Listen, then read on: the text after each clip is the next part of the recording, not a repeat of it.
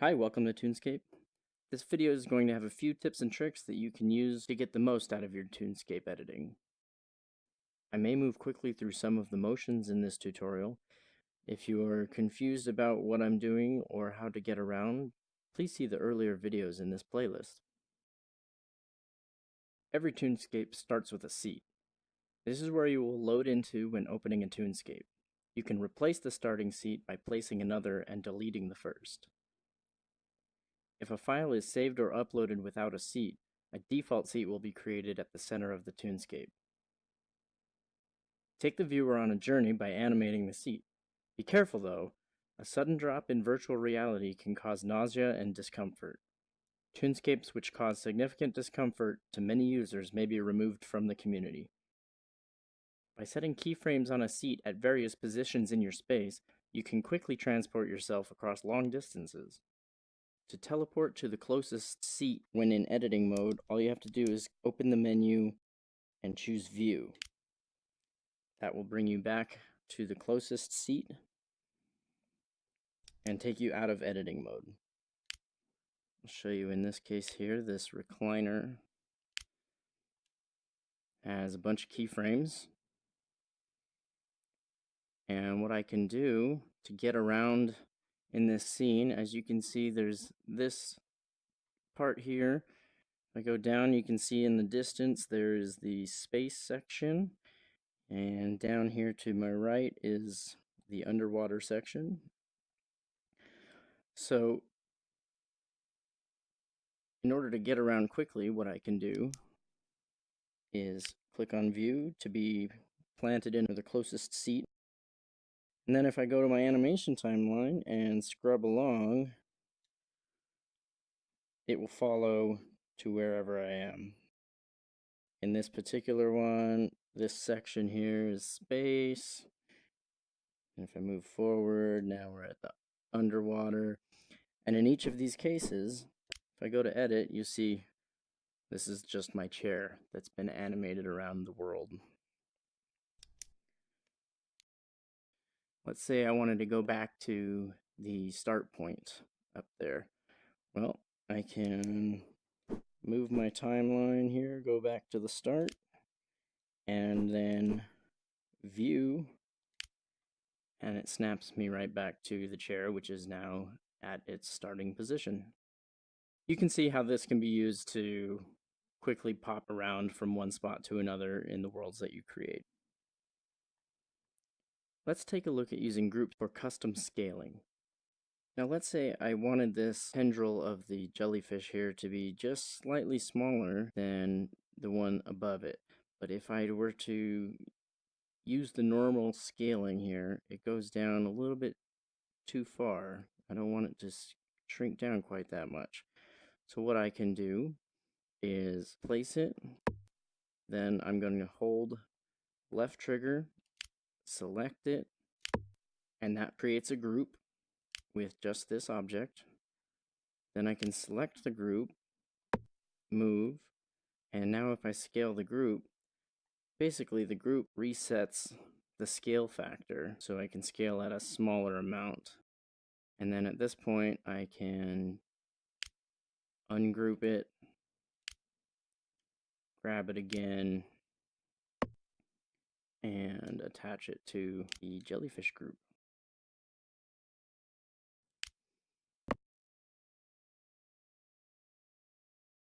You can set the pivot point of a group using the very first object in the group.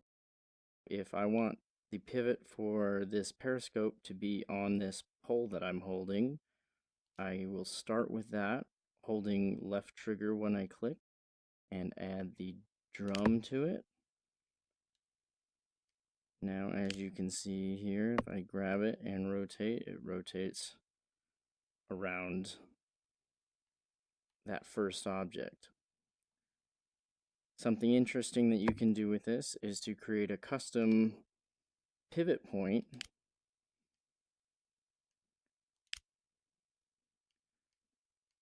by setting the first object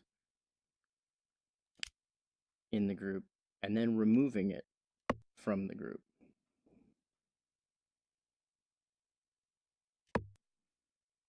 Now, if I select this group,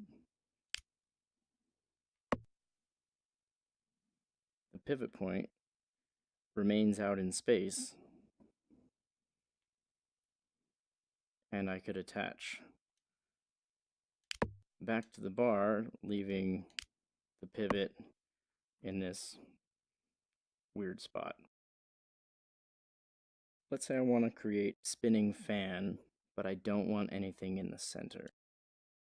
I'm going to start with a centerpiece of a sphere.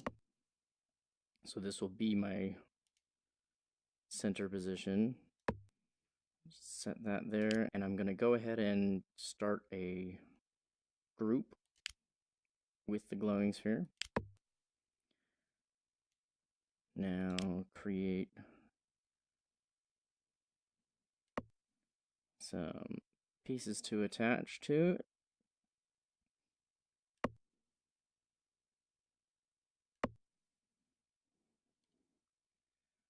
Okay, but I can't connect this door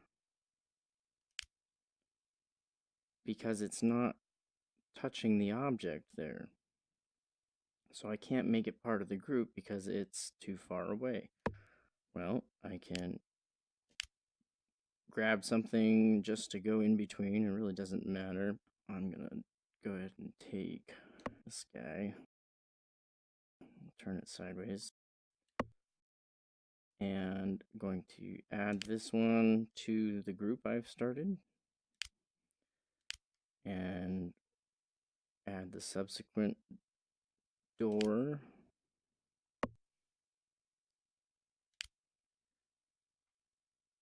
Add to the group. Now I can go back into the group and remove the plank. But you see the group still contains the door and the sphere. Now you see if I hold my group, it's 3 objects which aren't touching but are still part of the same group.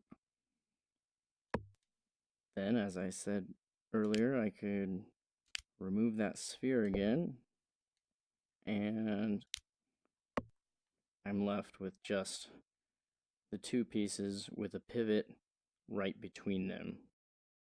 And that's how you can use groups to shift pivots and connect objects which are otherwise not touching. One issue you might find coming up is that when you place an object when you're not at 0 on the timeline, as in this case, I've just created this group, but I created it while I'm at 1:30 on the timeline.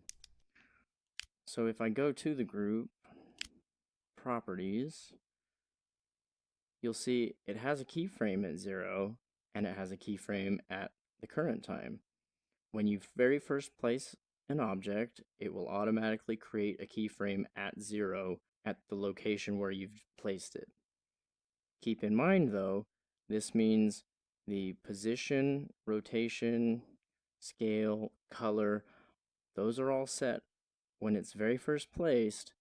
But if I were to edit one of these properties, such as the color here, I'm at 1:30 and the color is red. But if I go to 0, the color will be white again, because when the object was first placed, the color was white. So if you're placing an object when not at 0 on the timeline, and you change colors or some other properties of the object, just remember to come in here to the keyframes and copy the keyframe where you are and paste it to the 0 keyframe.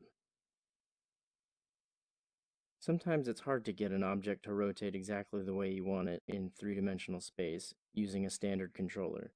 Something you may find helpful, turning your head to one side or the other can be a quick and easy way to help align your objects, especially when you're trying to line things up with particular angles. Remember to always check your objects from multiple angles after placing them. Your perspective may be influencing how you view the object. That's going to do it for this tutorial. Thanks for joining me. The next tutorial in this series is going to be about some advanced animation techniques.